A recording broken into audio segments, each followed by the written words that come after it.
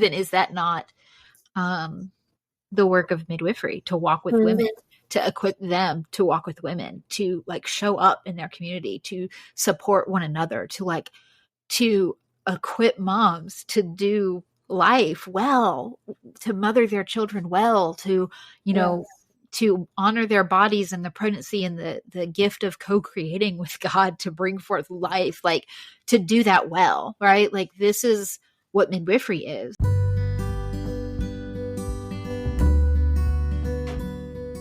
Holy Wild Birth is a podcast embracing the reclamation of giving birth, rooted in God's original design, undisturbed.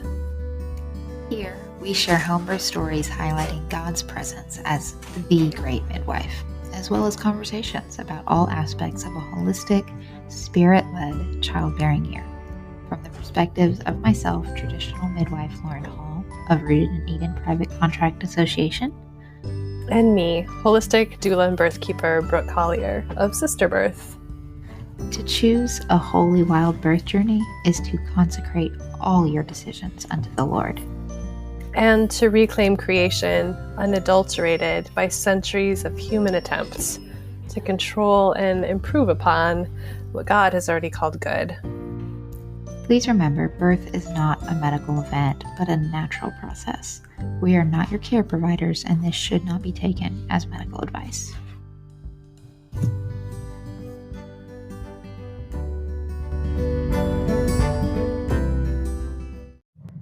Hi, sisters. Welcome to another episode of Holy Wild Birth. In this episode, we're talking to those of you who are wondering if maybe you are called to birth work yourself. Any kind of birth work, midwifery, doula, attending births. This episode is for you.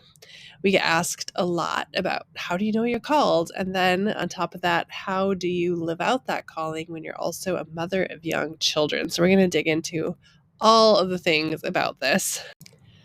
As always, when you're done listening, be sure to check out the show notes for links to resources that we mention, as well as how to get in touch with us to leave us a note about your takeaways from this episode. And please don't forget to leave a review and recommend to your friends, et cetera, so we can keep getting the word out about this podcast.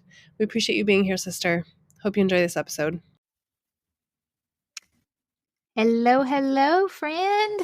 Hello. How are you? I'm well. I'm good. About to move, so it's crazy, but this is a good little breather of fun conversation in the midst of insanity. Right?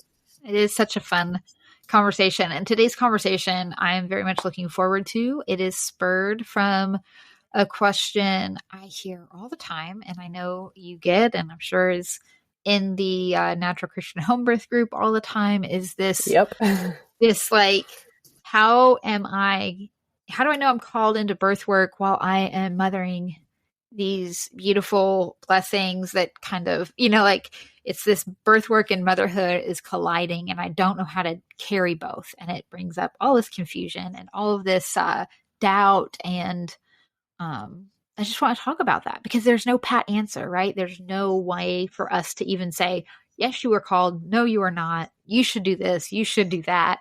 It's just not. So I'm definitely looking forward to diving into a lot of the nuance that surrounds this predicament so many young mothers being called into birth work find themselves in.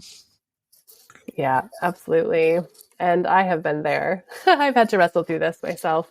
Yeah. And I'm sure you probably have too. So absolutely. We are both very much in the thick of motherhood in young children and in birth work. And so, yeah, I think hopefully what we can bring to the table will be some food for thought because, again, we can't give you the direct answer for you, but maybe from our own experience and the wisdom that we have been given and walked through, hard-earned wisdom can be a jump off point for some conversation for you, our listener, and the Lord, conversation between your creator, the one who is calling or subsequently not calling.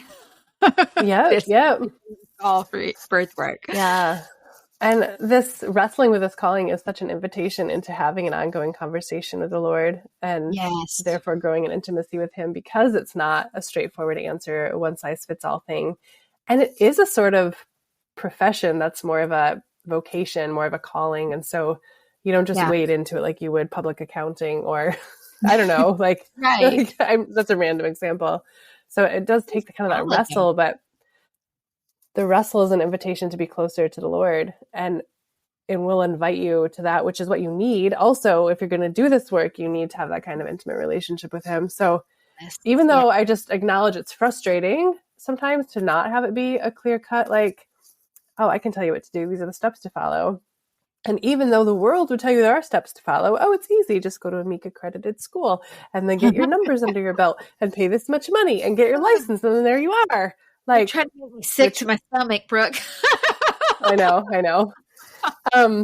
Like that, it's actually not, that's not even right. Like, that's not, like, it isn't that straightforward, even if they try to make it seem like it is. So, so embrace the nuance, embrace the lack of black and whiteness, and see it as your invitation to walk with the Lord more closely, I guess. Right. Is what I want to say there. Still, right? There's a reason that is tattooed to my arm. Walk into the deeper still.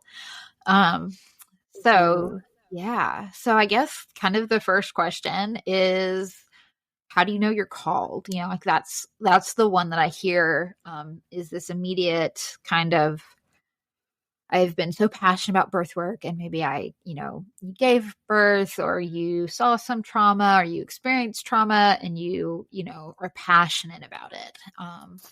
And it's this thing you can't move away from. And honestly, I think that is how, even in hindsight, I can understand, well, of course I was called to this, because there was no anything that could stop it. Like there was no, I would take breaks and sabbaticals and be, just mothering my children, just in the thick of the life that was right before me.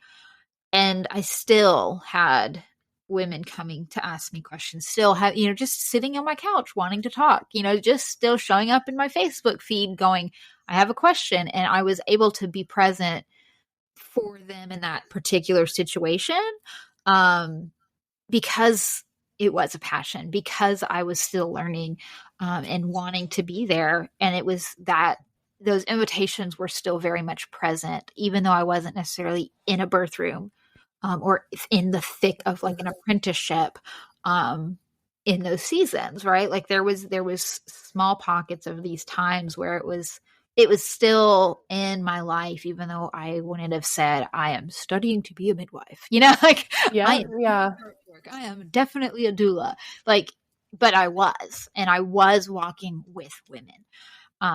And so I think that is the, like, redefining and like expanding our definition of what this call is not actually about that career choice of, I am, like you said, I thought it was a great example. I'm going to become an accountant, and I'm going to get that, and I'm going to do the, I'm going to go to an office, and I'm going to run the numbers every day and help people balance their budget.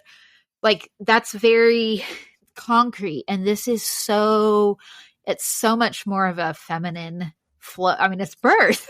There's not, there's no concrete to birth at all. And there's no concrete to walking with women. And if you're called to serve women and in this kind of phases and cycles of their life, both pregnancy and birth and postpartum and their mothering, because midwifery or birth work is so much more than just, just that event, just that day of birth. I still, all my clients are still messaging me a year later. I've got this going on. My baby is, like, I've got mastitis. I've got a baby that's, teething, or what, like, what do I do here? It's walking with them. And it didn't start at their birth room. It didn't end at their birth room. And so I think if you're called into this work, having to expand that definition is going to really help understand and, like, find out what you are called to do. Like, why are you passionate? And are you passionate because of your own pain and you need to get that healed before you even go into the birth work? Yes. Or are you, and being able to, like, get through that. So, I mean, you can see even now, I'm like, there's so many rabbit trails I could take this conversation in this one thought that's like, it's so nuanced and it's so rooted in like your personal life, right? Yeah. I think I've observed both in myself and in the women I hear asking this question that the catalyst for considering that maybe they're called into some form of birth work is an experience with birth, like the actual moment of birth, not usually like a pregnancy or postpartum season, but the actual moment of birth, like their own, that was either so incredibly wonderful or so incredibly traumatic. It usually does seem to be one or the other. That they then want to, in some way, shape, or form, be in that with others to hopefully help them have a better experience. So, but what's interesting about that, prevent what I experienced from happening to anyone, right? Right, exactly. But it's important to know that's the peak moment. Like that's the peak. It's the peak moment, and like when you actually come into birth work, most of it isn't the peak moment, and so we have to be careful that we're not making a lifetime like vocational decision based on like desiring to experience that peak moment, because you'll be disappointed. Like so much of it won't be in that peak. And in fact, I think, but it is a heady experience. Like being in a birth room is kind of intoxicating. You'll hear people talk about it being addictive. And I think that's even partly chemical. Like you actually like get I call it an oxytocin contact buzz. Like you're like soaking up the oxytocin and you feel a little high and you're like, give me more of that. I totally had that happen the first time I went to a birth other than my own. Yeah. That's real. But like, it's not, that alone is not enough to determine that you're called. Right. So yeah, like, that's like a good high moment. Like it's just an you know, like an exciting thing to be a part of, to see that miracle of birth, to experience and attune and connect with the women that are, you know, the woman that's before you and the family that's in that room. And, but yeah, there's, you know, you can actually become a birth junkie, and that's not actually beneficial to the women you're serving or attempting to serve. It's a very selfish reason, honestly.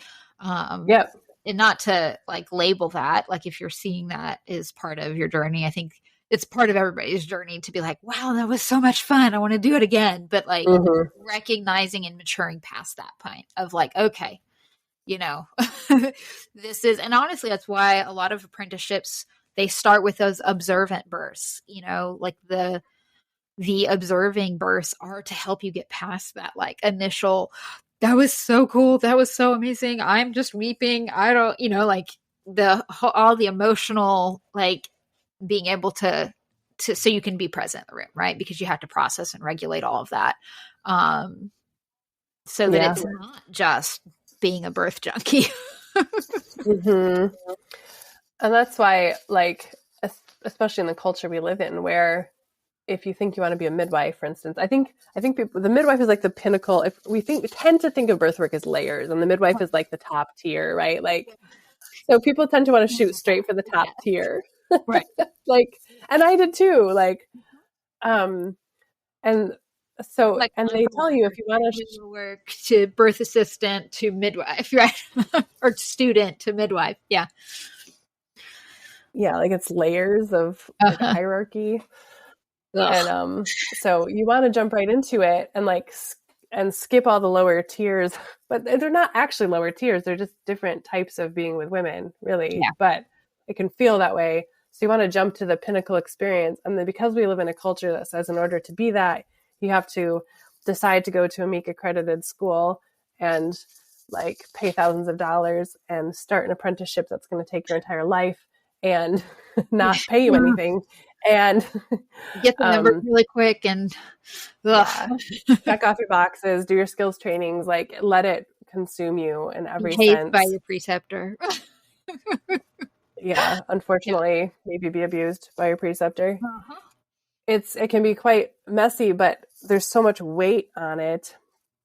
And it would be dangerous to try to jump right into that from like, I attended 3 births and loved it, and so I'm going to go do all that. Like, so I like what you said. if it sticks around, like if it keeps coming up, like if you keep trying to push it down or push it off to the side and it just keeps coming back, like the Father keeps dropping it in your heart, you keep wanting to read books about it, you keep having people message you and seek you out for your presence or your because your community counsel. is seeing it on you, right? They're seeing that you're carrying something of value.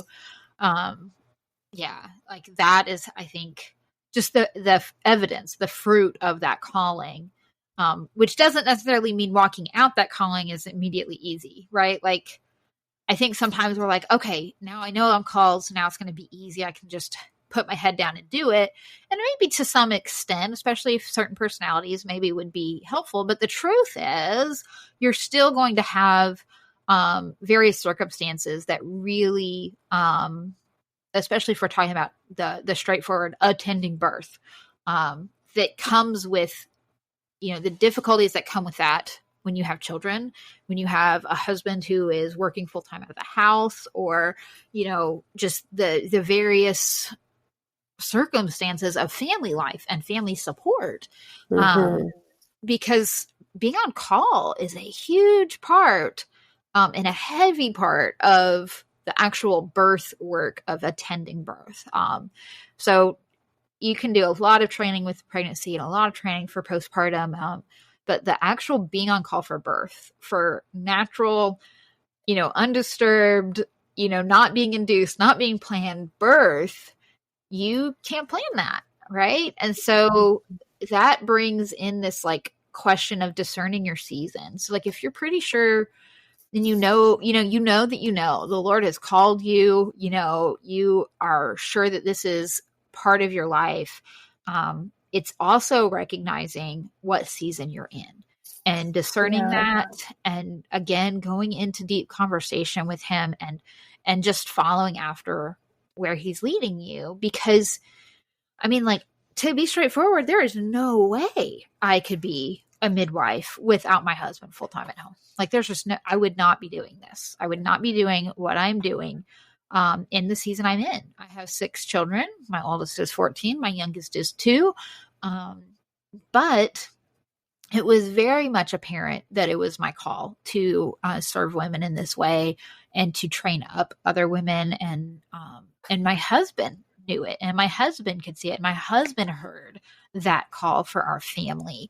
And so he came out of his job, and we went, on the road full time as missionaries to the U.S. and to serve women through birth work. And it was with his full 110%, commitment to what God was calling our family to do, because birth work is truly, it's so much more sacrifice than just my family is sacrificing for this work. My husband is sacrificing, my children sacrifice too. And, it is the very real part of birth work that, like, I am making my husband's birthday dinner and I get called out to handle a lost mom hemorrhaging at home. That literally happened this, just a couple weeks ago. And it was, I'm sorry, love, I gotta go. And he said, go, go do what you need to do. Go help. And so I did. And, and there's no like sanctity of what day it is, or, like recognizing that you're saying yes to this call is often having to say no to the things that we really want to do on those special days. And so my family had to be fully in on that. They had to understand, had to be a part of, and they are. And it would be different if they weren't. It'd be a very different conversation if we needed him to be at home or not at home, if we needed him to be in work, or if he was not on board, or he hadn't heard the Lord say, this is what we need to do.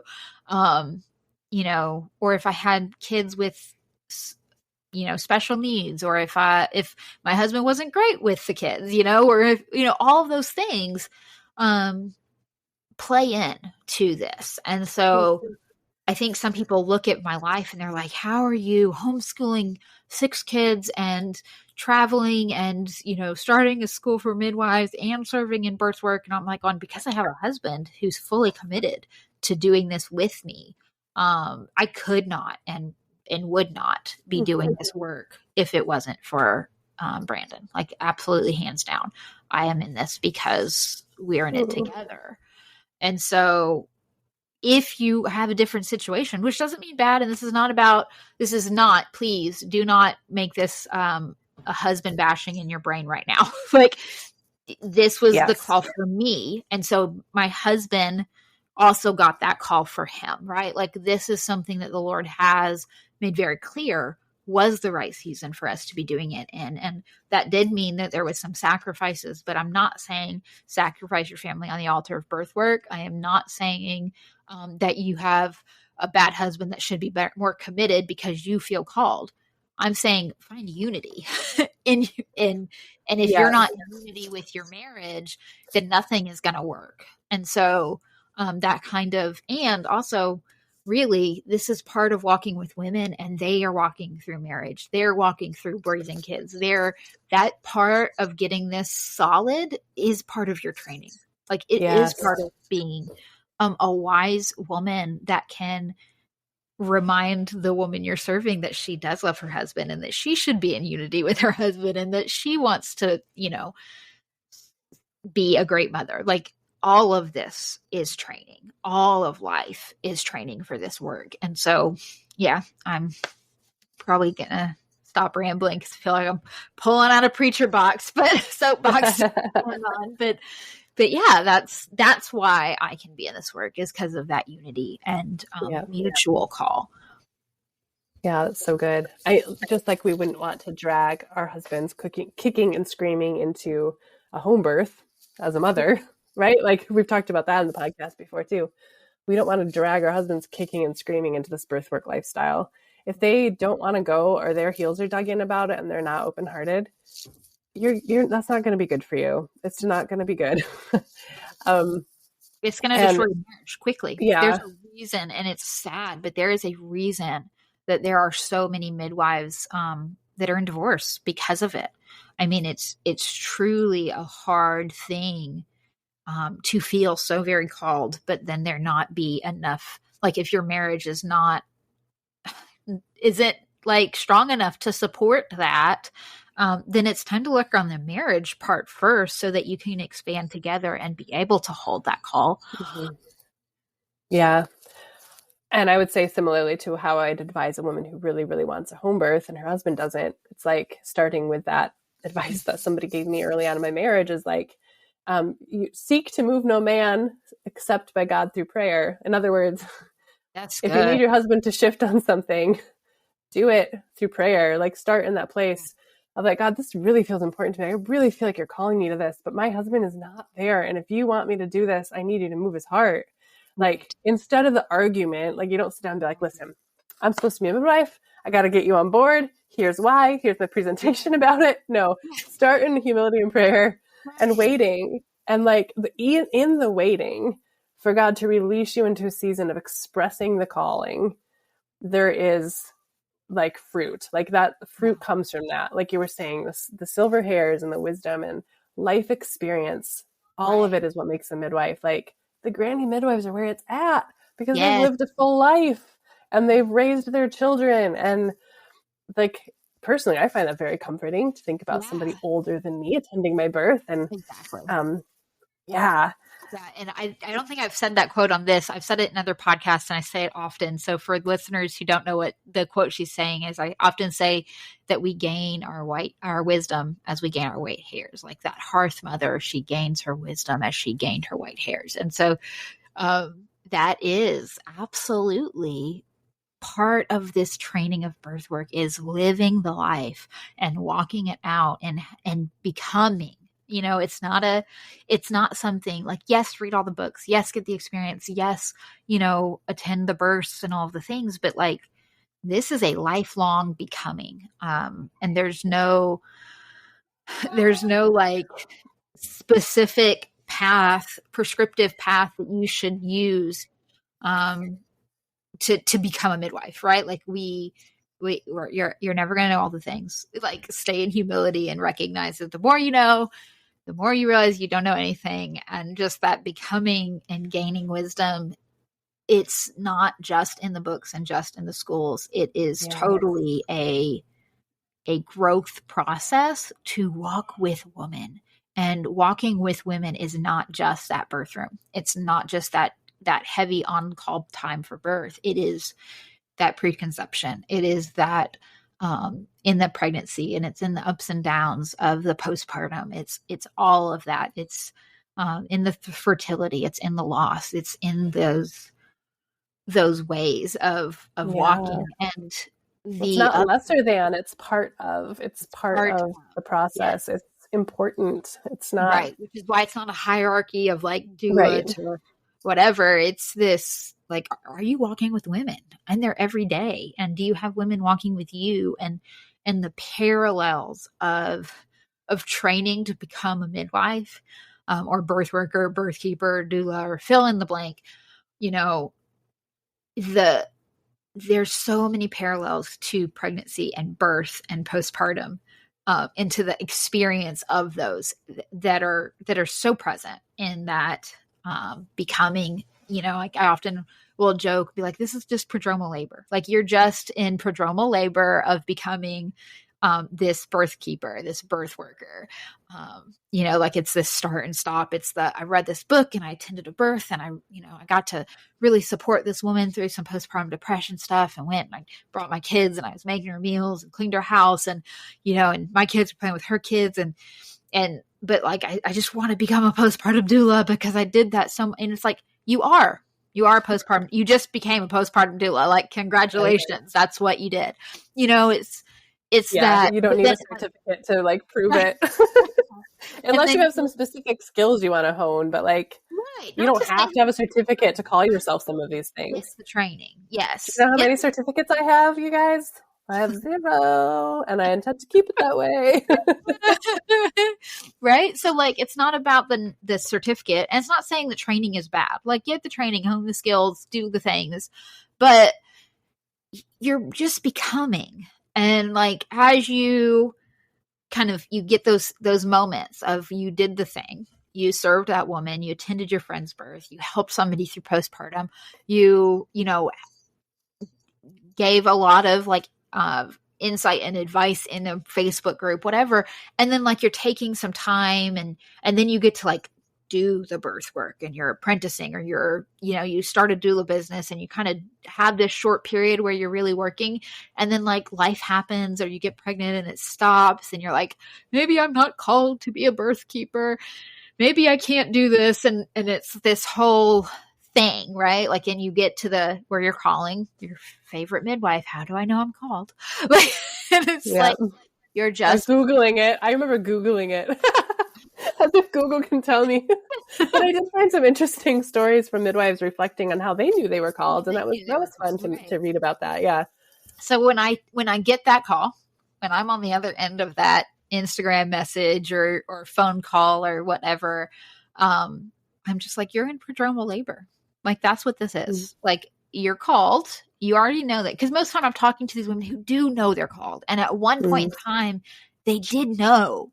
They had that assurance of like, I had this experience. I had this time with the Word and, with the Lord. And, I had that like this time, right? Like, I know that I am, but now I don't know that I am, like, let me put my fleece back out and find out, because I need confirmation. And it's like, you do know. Rest in what you know, but also discern your season and recognize that this baby just ain't been born yet. And it's okay. Like, it's okay. And it's okay for it to be stop and start. Like, it's okay to be for instance, say you have 2 children and they're getting out of their diaper and nap stage, and you're like, okay, this is a good time for me to do some more. And then, oops, 4 years later, you have another baby. And then you're like, oop, I need to step back. This isn't a season for it. So I think it's also good to know the season might not be like, once it starts, it never stops again. Right. Like, because that's not what walking with the Lord is like. Like, sometimes he's like, right now, this is your most important work. And in this season, this is your most important work. And we have to be adaptable and not get so like our identity wrapped up in whatever a birth worker title is, that we can't put it aside for a bit if the Lord's asking us to put it aside for a bit. Well, man, And that's like, yeah. that takes us into a big old conversation about identity anyways, right? Like, is Mm-hmm. motherhood or birth work our identity at all? Like, no, our identity is in Christ. Like, we have been given children to mother, and we've been given, you know, women to serve, and that's a thing that we get to do in this life. It's part of a calling, but it's not an identity.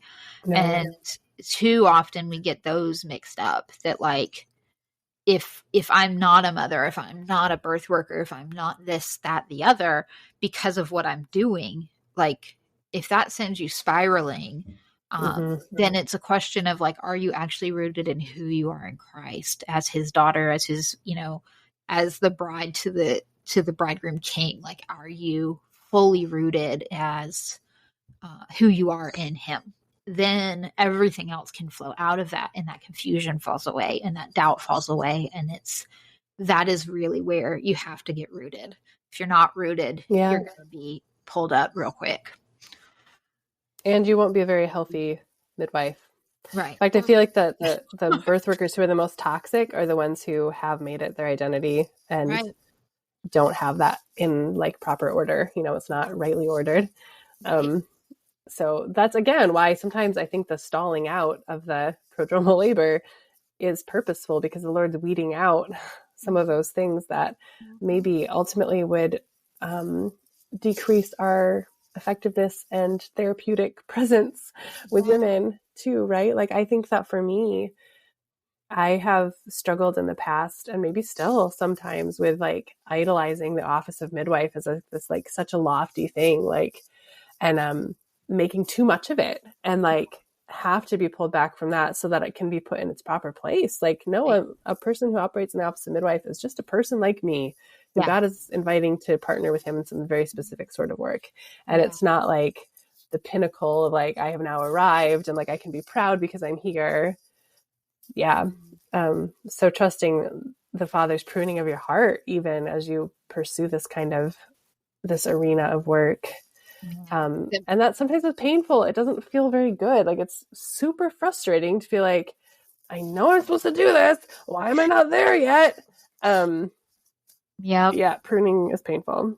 It is. Oh man, that's so good. There's so much richness that I want to jump in on with what you just said.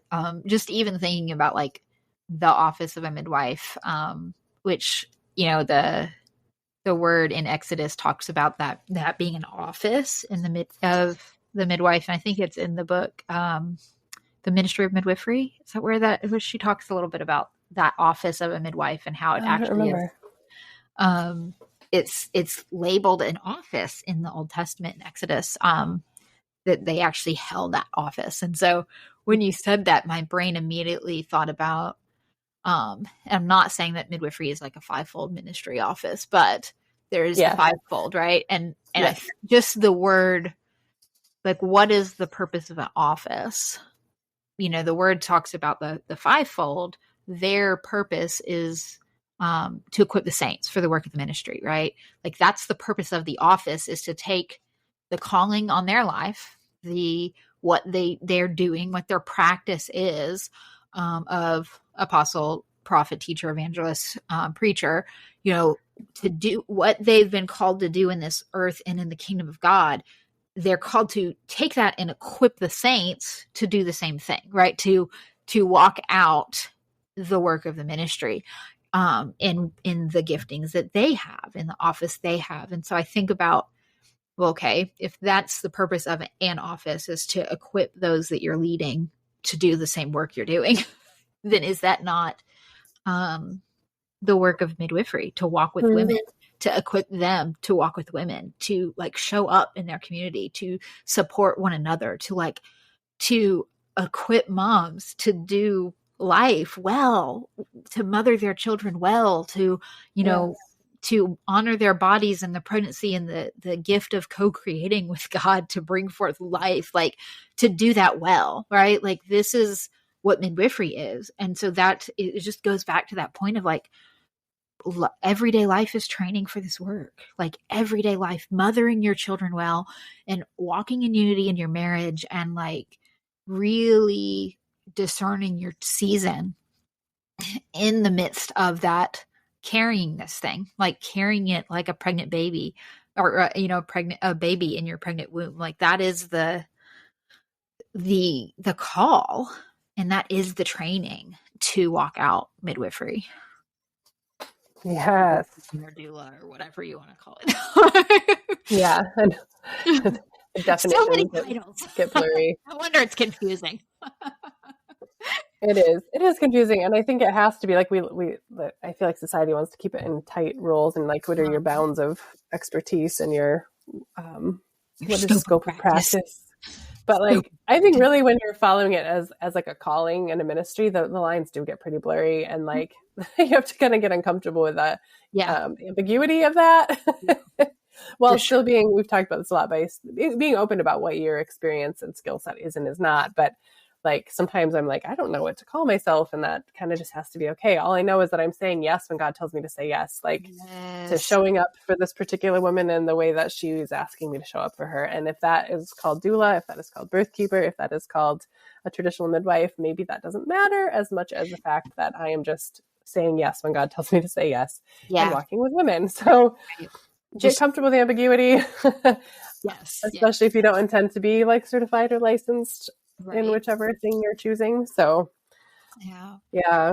So I feel like a lot of this conversation has been about that ambiguity, and I want to kind of steer a little bit to some of the practical things that we think about when we're kind of approaching this topic. So like, okay, you're called, the season, you're just in the apprenticeship, right? Like you have just said yes to this apprenticeship. Sometimes it's like, okay, what kind of apprenticeship are you saying yes to? Like, do you have to go down the numbers, doing the numbers game and getting in the numbers and at this like incredibly rate, speed, and or the high volume birth centers, or I'm gonna sit under a midwife that's doing 7-10 births a month, and like just I did that. Or you sit under a midwife who wants you to go to a lot more numbers than the certification even requires. Right. Yeah. And so, and I'm like, if you are, and I had this conversation recently with one of my students, was like, because it's a mentor, an online mentorship. And so she's not actually getting to attend births with me, but where she's in the anointed midwifery on school. And so we were having this conversation of her season of life, and like a little bit of, for lack of a better word, just anxiety or trepidation would probably be better, of like this apprenticeship that she's like, will I, do I have to do that? Like I want to do the apprenticeship, like I see value in the thing, but like, I don't know when I'm going to be able to do that realistically when I've got, this many kids at home, and this, and kind of just laid out her life situation. And I was like, you don't have to do a high volume apprenticeship. You don't have to find a preceptor that's going to require you to be at 7 births in a month, or even 4 births, like I don't do that. I would never, even if I was completely stationary, because like right now I move around and all that. So I have a very small number of births, but even if I was in a like stationary place taking on a student, I would still not be doing more than 3 or 4 births a month, because it's not sustainable for me. I don't want to do that. I don't want to do more than 4 births in a month. Like sounds exhausting. And it also doesn't sound like a place of setup that I could feel I'm giving those moms the care that they deserve and that they need. It's not sustainable in my eyes. It's a numbers business thing. And that's not my flavor. And so I'm like, you can find a midwife that doesn't want to be that busy and wants to, the midwife that's doing 10 a birth, and the midwife that's doing, 10 a month, and the midwife that's doing like 2-3 a month, both need students, right? Yeah. And so it's like, find the midwife that's going to be the midwife that you want to become, to at least some degree, right? And is there some value in putting your head down, pushing through, sacrificing for a season? Absolutely. And I know lots of traditional midwives that do that for, like, okay, I'm going to take a couple of months and I'm going to go to a high volume birth center because I had this great apprenticeship. But we didn't do vaginal exams very often, because when we had to do a vaginal exam, the midwife actually needed the information. It wasn't just a trainee can figure it out. We needed the information. So she got to go to this birth center and do those medical things that she knew she was probably not going to use very often, but she still needed the skill. So she did that, or somebody, they go to Mama Baby Haiti, or they go to, just short seasons of like this high volume thing. There's a training in Ecuador, or going to the Philippines, or there's plenty of stateside high volume birth centers that are set up that way. And they just take 2 months or, even a couple weeks, and they just put their head down, they sacrifice for a little bit and just get those numbers of experience to get the hands-on skill of things that they just haven't gotten, that just take practice. They just take the redoing. Right. And so there can be value in that. But honestly, to backtrack a little bit, if you're doing 3-4 births a month, 2 year of an apprenticeship of that kind of slower, sustainable pace, you're going to have 75, births in that year. It's not going to be, it doesn't have to be, I have to get all these numbers in within this short period of time. So you can take the long road and go that slower if that's of more value. And you can also do the more costly in time and intensity of apprenticeship if that serves you better. But there's no prescriptive way, despite what they tell you if you Google a prescriptive way of becoming a midwife. You don't, especially if you are, if you're listening to this podcast, you're probably more of the undisturbed flavor. You're probably more of the at least interested in the traditional midwifery route. And I'm not saying that you shouldn't get experience, because that is valuable and that's a whole other topic. But there are different ways of going about getting that experience, and you can think outside of the box and mold that to the training you need, right? And it's okay if the current training is literally just reading all the books, read all the books. Yeah. Self-study is a great thing to do when you are not in a season where you can apprentice. You can still study a lot on your own. Right. Read that book while you're nursing that baby. Totally. When my fourth baby was 4 months is when I started my apprenticeship. And so I have all these pictures from when she was a baby, even before I started. It's like when she was a newborn, of me sitting there nursing her and reading midwifery books. But then, I was in one of those higher volume practices where we would have 6 to 10 births a month. And I was expected to go to there was some time when I was alternating back and forth with another student. And some months when I did go to 6 or 8 a month, it was super intense. I only did that for 9 months. And then, I don't think it's sustainable for me either. But again, it depends on your season. Right.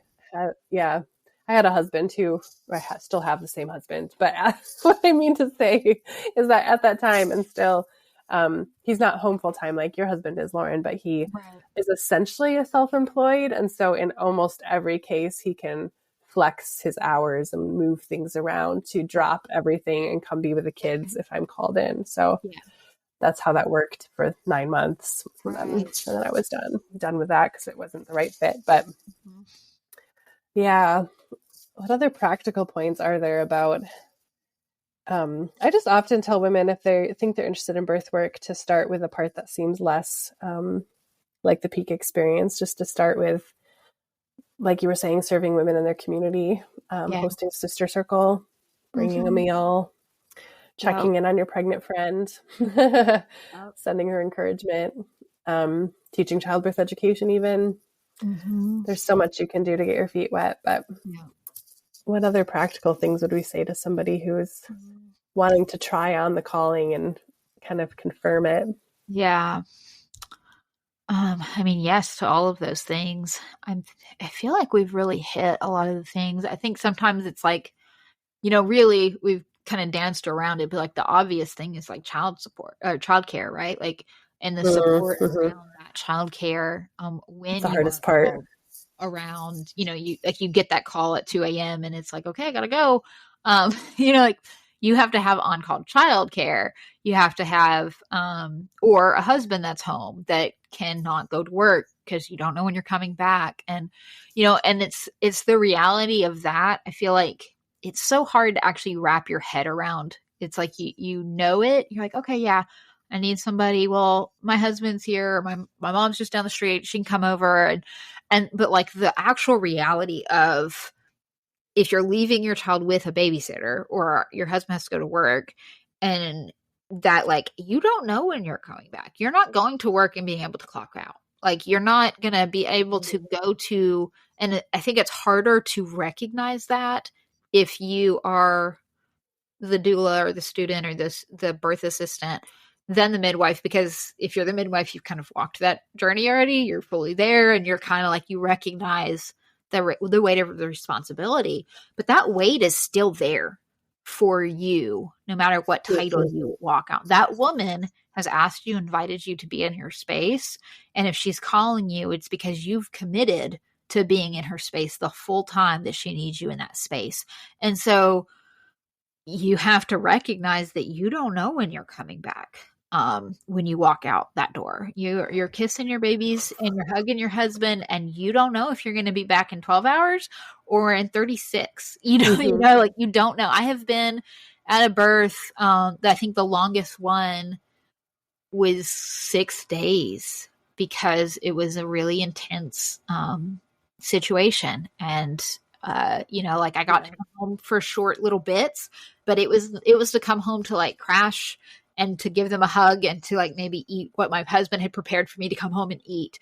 But it was, brief times. It was not going home. It was going to like, okay, let me catch my breath. Okay, I'm going back in. It was not coming to be present for my family. And that's hard. And that's a sacrifice for my kids and for my husband as much as for me. And it's not just while you're gone. It's when you get back, when you are really back, you need a recovery period. Right. Like you're still not fully present because you have to sleep it off and you have to feed yourself and take a shower. And like, it takes me probably, the older I get, the longer it takes. I think it takes me about 2 full days to bounce back from an all-nighter birth. Yeah. To like really bounce back, to be like fully present and like on and like. Yeah, because you're expending all of yourself to be there for them. And, it's that recognizing that. So then when you realize that, then you're like, who am I leaving my kids with? Can I leave my kids with this person for whatever amount of time? Like that's a real question, and you have to recognize. It's hard to find those people. Yeah, you have to find those people, and it really comes down to having, like I said earlier, like your family is just as committed to it as you are. Your husband is just committed to it as you are, or your, whatever family support you have, whether it be grandparents or your sister or, whoever. I know I used to lean a lot in my training on a homeschooled teenager because, she could be there during the hours and she could do her school.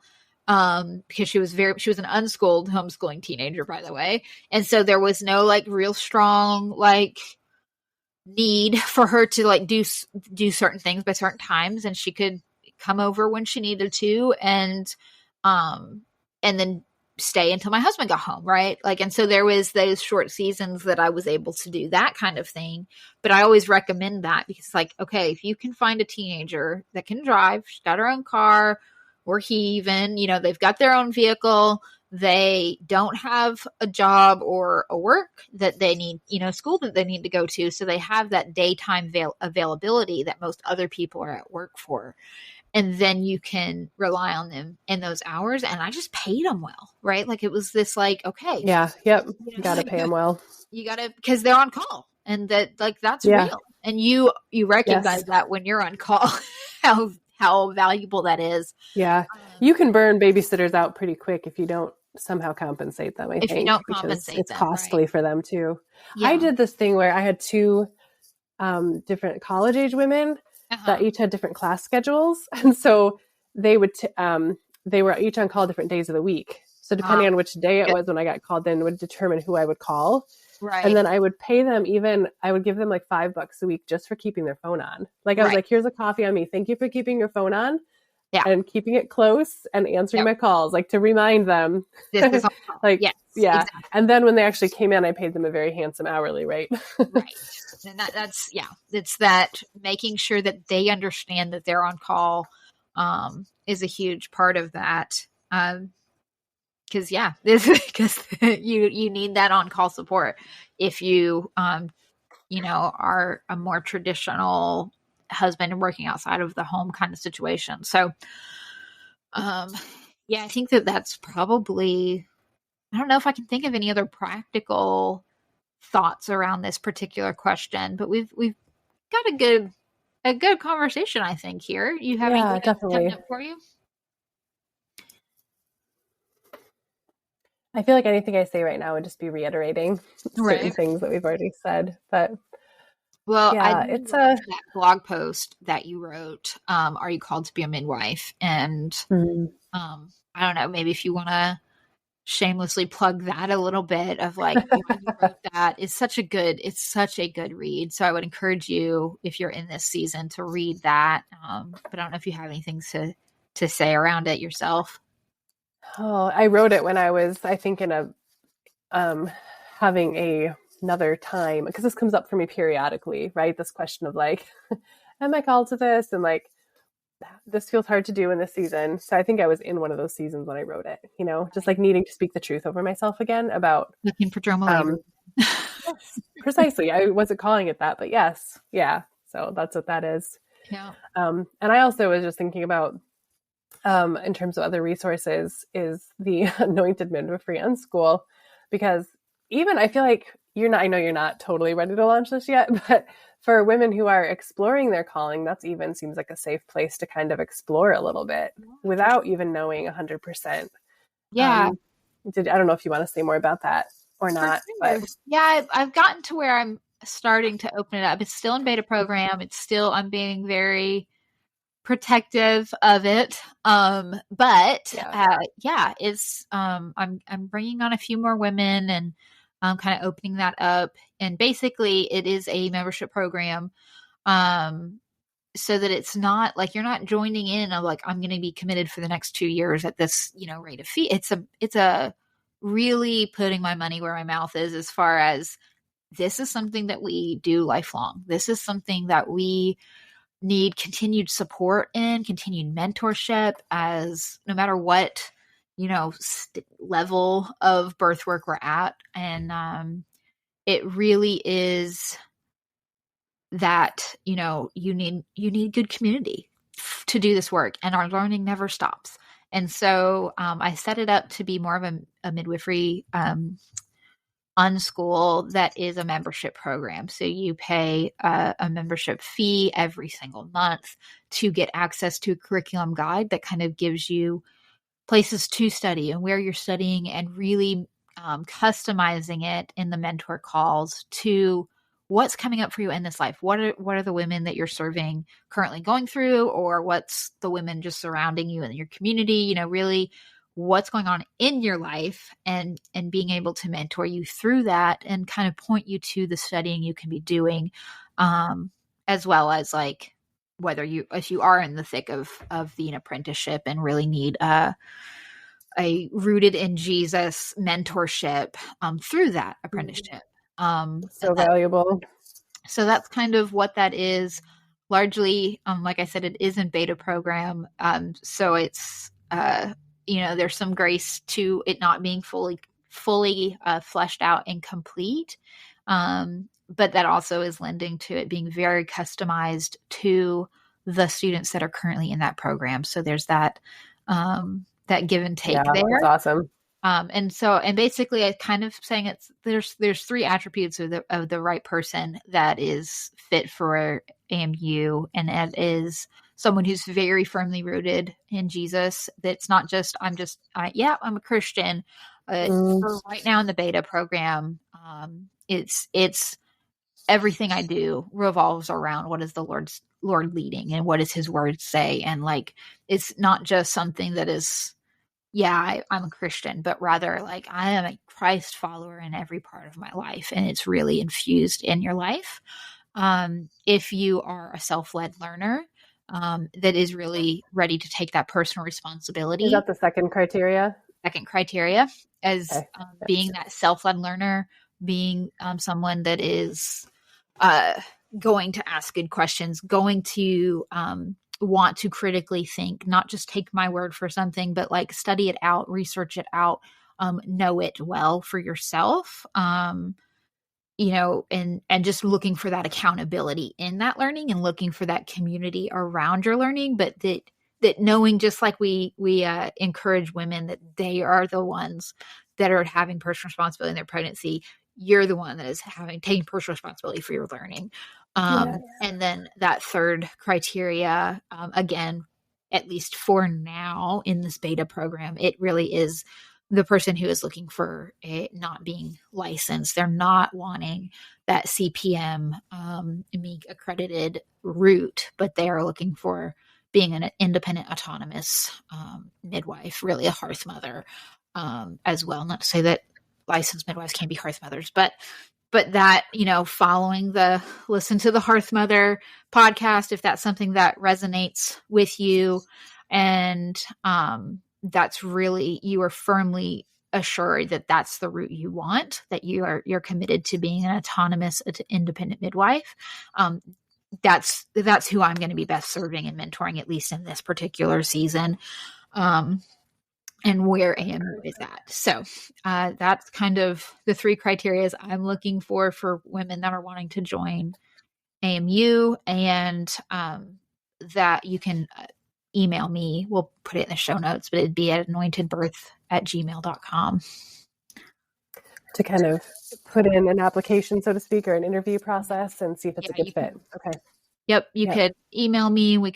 I'd kind of send you some basics of the philosophy and what it looks like. And then there's an application and an interview that's really an interview to see both behind the scenes of what AMU looks like, see if it's a good fit for you, ask all of your questions, and I can do the same thing of you and see if it would be a good fit for the beta program, and then go from there.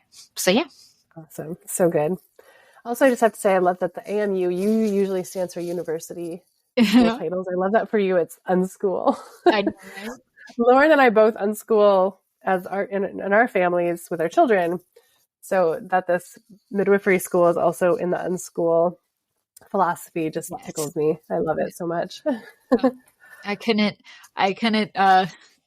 so believe in the unschool methodology that and that was like, I went to college to be a teacher.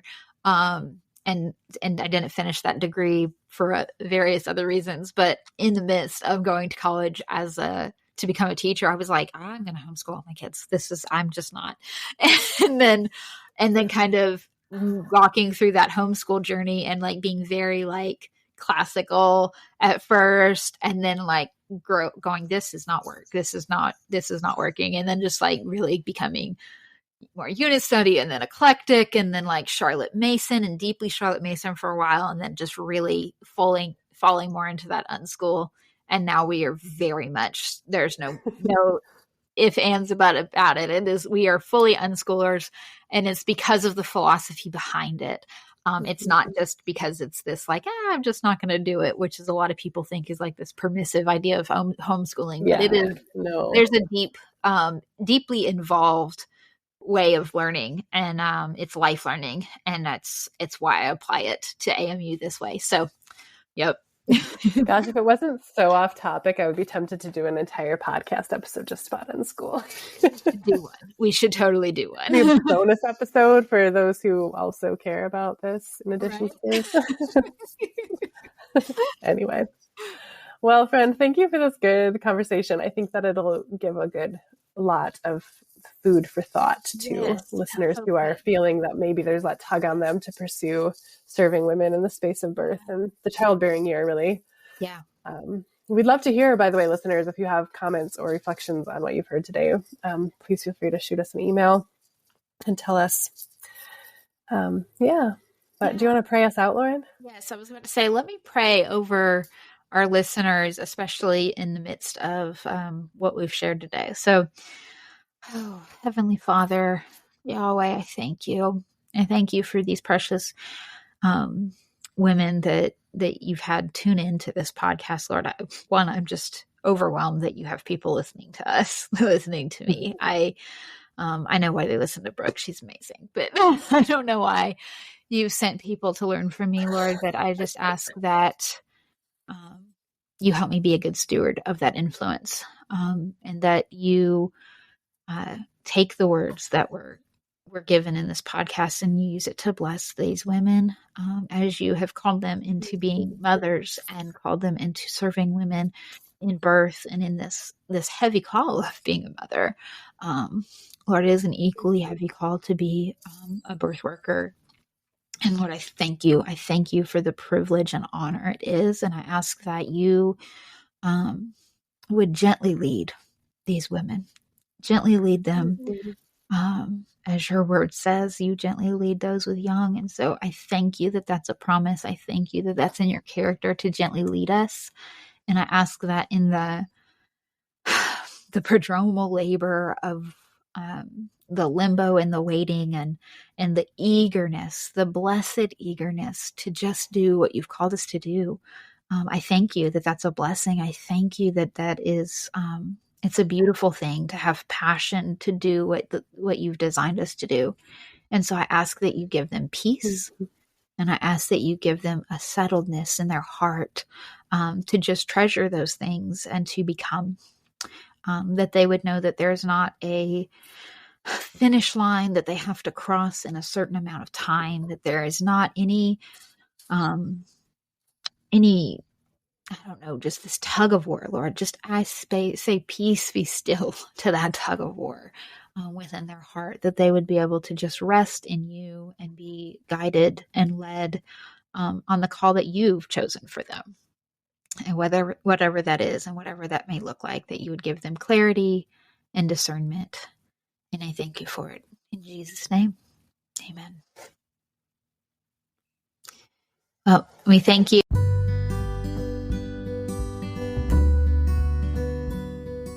Thank you so much for tuning in to this week's episode of Holy Wild Birth. We hope that you were genuinely encouraged, inspired, and challenged by what you heard today. If you're loving what you hear, please make sure that you share it. Leave reviews. That helps other mamas find this content as well.